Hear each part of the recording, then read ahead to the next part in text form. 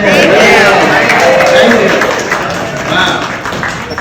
Okay, so like I said, I'm going to do a little bit about my interpretation of the 4 verses that I'm going to talk about tonight. Too close. You know, the first verse, Burns, is actually got a haggis, and he's addressing the haggis. He's talking to the haggis. So he's saying, you know, haggis, you've got this wonderful, big, round face, this big, happy face, you big, round haggis. And haggis, out of all the meals made from internal animal organs, you are the best one. You are the absolute chief of internal animal organs. And so much so that you're worthy of a blessing. The second verse, really, you know, that's saying that the haggis, you're so big that the plate is creaking underneath you. You're large and round like a distant hill, and you're so strong that you can be used as a cog in a mill to ground flour. That's how big and strong and round you are, haggis, when he's talking to the haggis. And another thing, and you know, I don't know if you've noticed, but back home, traditional haggis is in a sheep's stomach.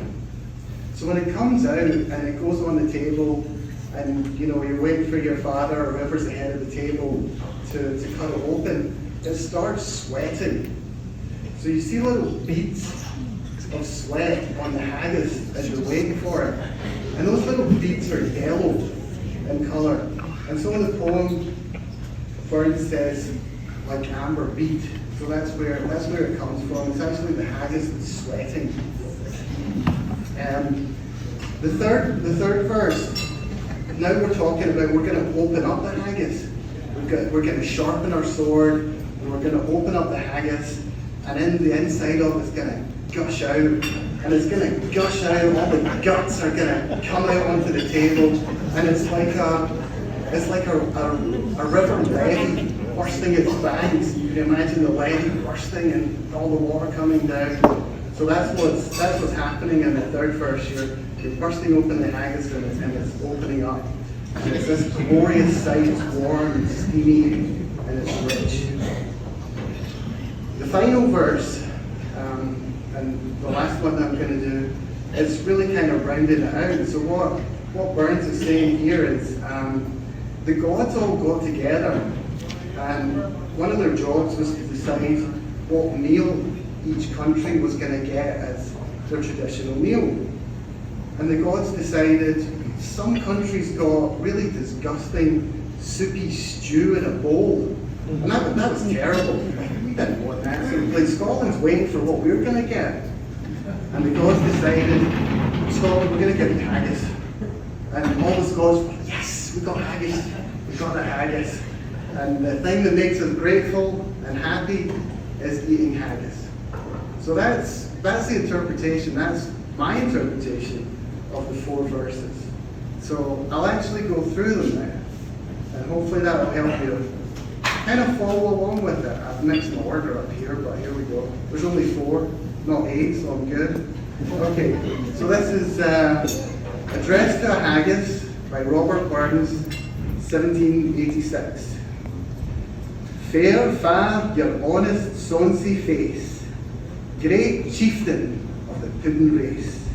About them all, you take your place, Hainch, tripe, or fairm. Well, ye are worthy of grace, as long as my arm. The groaning treacher there ye fill, your hurdy's like a distant hill. Your pin would help to mend a mill, in time o' need. While through your pores, the dews distill like amber bead. His knife see rustic labour dight, and cut ye up with ready sleight, trenching your gushing entrails bright, like ony ditch. And then, oh what a glorious sight, warm, reeking, rich.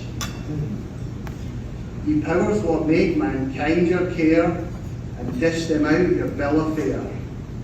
Old Scotland wants no stinking ware that jouts and luggies. But if you wish a grateful prayer, then Ye are.